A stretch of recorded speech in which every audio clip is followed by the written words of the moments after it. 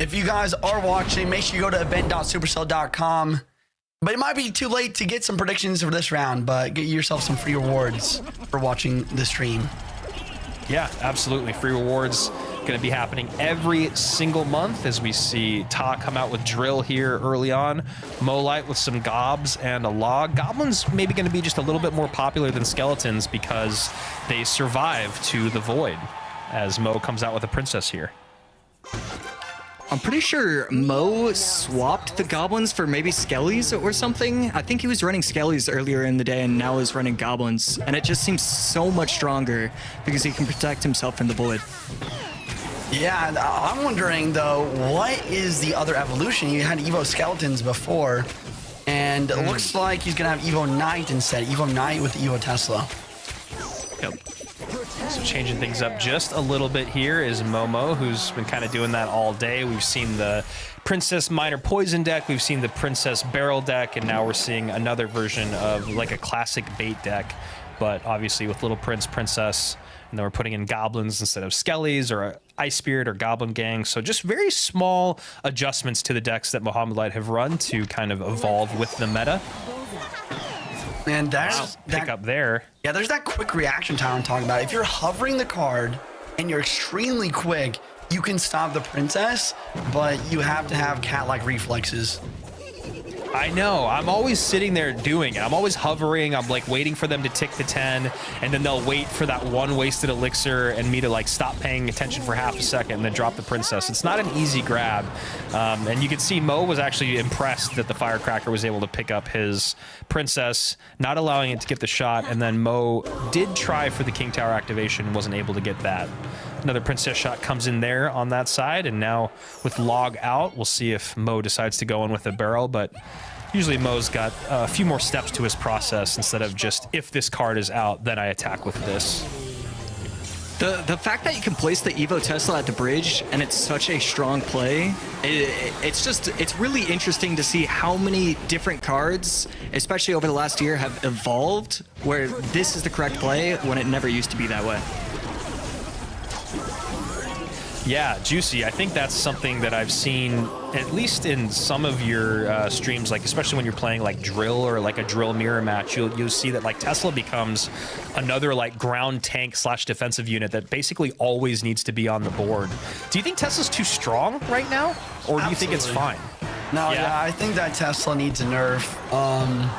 And I think that continuing with balance changes to nerf evolution so they're not like super OP. I mean, this is what Josh is talking about, though. You can just block the Monk at the bridge, prevent anything, and it's still alive. It stuns everything, and it gets so much value. And then when it dies, there's another stun.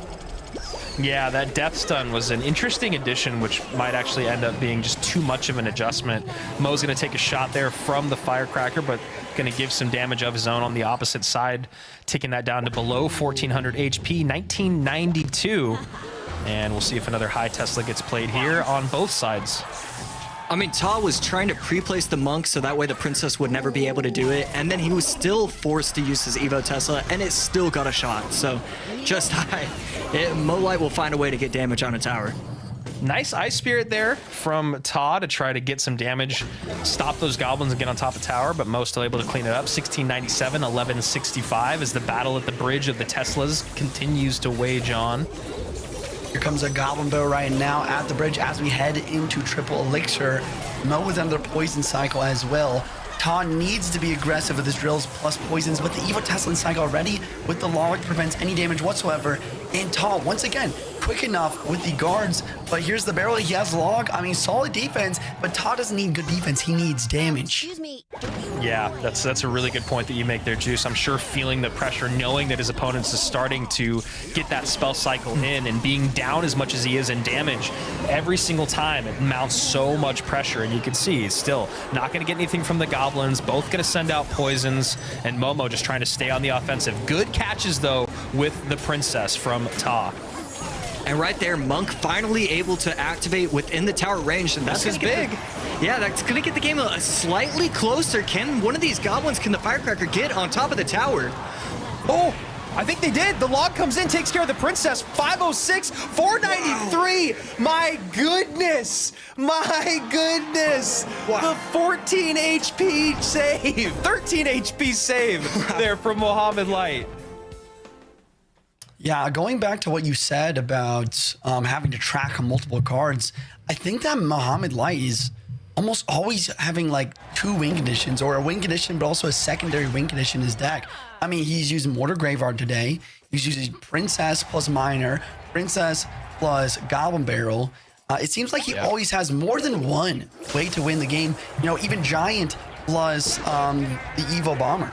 Like, there's just so many different avenues that he has to win. I think that's something that's setting him apart a little bit right now. Yeah, that's a really good point that you make, and I think it adds to the conversation of why he's won numerous games today without playing his win conditions. So we see, or one of his win conditions, I should say. So aggressive E-Giant at the bridge when he sees the Skeleton Dragons coming out, immediately knowing his matchup, gets the NATO on top of that Inferno Dragon, pulls everything together along with the Skelly Drags, but a defensive Void comes out here for Ta. Juicy, I mentioned it before. What are your thoughts on E-Giant right now? Why is it more popular, but why don't you think it's like in the top 3 or 5 win conditions?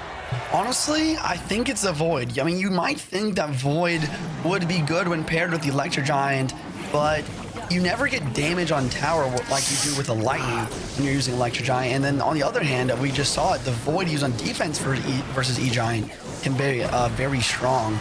And I mean, wow, look at this damage trade. Is Mo gonna be able to get enough damage to make this I don't think viable so. for him? Yeah. Wow. So as somebody who is a decent lava player, you have to be super careful. If you're gonna go lava, then Loon behind. You cannot play a 4 elixir troop right behind the Loon, because they are always going to try and protect it with the E-Giant. You have to space it out where they have to choose the NATO to NATO the Loon to the King Tower, or to NATO your Inferno Dragon or Skelly Dragons into the E-Giant. And right there, he played the Skeleton Dragons right after, and that's why the E-Giant was able to take him out. Makes sense. Okay, we have another So a lava little hound bit- push here. Sorry, Andrew, go ahead. No, that's good. I was just gonna say, so a little bit of a mistake there, if you will, but still, Ta in the lead as of right then when I was speaking, but Mohamed Light able to take his tower. Lava Hound on top of the tower, but Lava by itself with that Phoenix help, not going to do a ton. 1876, 2352. Gentlemen, how are we feeling about the matchup here in this 2-tower game? I'll let Josh take this one. Yeah, at this point, I would assume that the advantage goes to the Electro Dragon, but I mean, really, if he gets off a decent push, I don't know. I'm going to change my answer, because I haven't really played a ton of lava against E-Giant, and the Void changes everything. I'm going to say the advantage goes strictly for the for Ta's side. Yeah, I think that makes sense. So going with the E-Giant at first, but then swapping over to Lava, and as of right now, it looks like you guys are both correct. Mohamed Light having a very difficult time defending. Skeleton Dragon on top of the tower, so those Evo Skellies actually distract the Inferno for just long enough, but it feels like with all the Elixir on the board right here, Mohamed Light is in a good amount of trouble, and finally, I think we're going to see Ta take a game off of Momo as we go into the final match of the entire day, the final game of the entire day. It's all for this, a best of one. Ta also looking a little bit more confident, a little bit less bewildered now going into this final game, this best of one, where we're seeing Barbs out early, but guys, no Lava Hound available. Interesting. All I gotta say is my boy only needed one, so he's ready now. Yeah, you cannot forget that Josh predicted Ta to win this match, and honestly, we were all making fun of him before, but if it's very possible. I mean, Ta looks to be back in fighting form. We have Molai at the bottom here with the Evo Mortar, as well as an Evo Wizard, and Ta with a giant Graveyard Barbarians variation. Once again, Molai just starting off the game, like taking over, like 1,300 damage. I mean, this is brutal. I don't understand. When I play mortars that early on in games, they never do that much damage. But whenever Mo plays mortars early in games, they always seem to connect.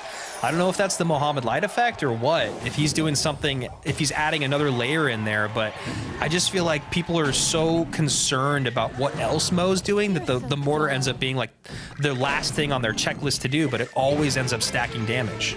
I think the other big thing to think about here is just the fact that the Wizard gets so much value in this matchup. It takes out the little prince, the barbs, the bats. It takes out the Night Witch. And guess what? Todd does not have a big spell. This is Giant Graveyard. It's very known to only have 2 small spells. This Wizard is the winning card for Mo here.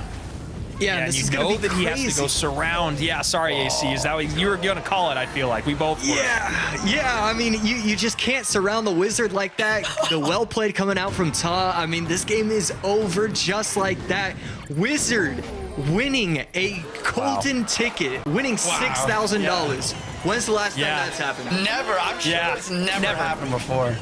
Yeah, that is a first time for everything situation here at CRL. And I mean, I don't think they could have been more perfectly drawn up with the way that you were calling it, Juicy. You were talking about the Wizard's value. He plays it over the middle, offset to the left, cleans up the Night Witch, helps with the Giant. Like you said, it's going to be a good matchup against the Bats, good matchup against the Little Prince, but this is the Evo'd Wizard we're talking about. He pops the ability early from the Monk, which allows the Wizard to get up higher, and then the Barbs have to surround the Wizard. I mean, you knew it was coming from a mile away once you saw the Wizard in the center of the board just completely controlling the game, but there was nothing Ta could do about it. And there you go, ladies and gentlemen. Ta staying stoic, if you will, trying to make sure to win this golden ticket without it being given to him, but Mo Light has another plan.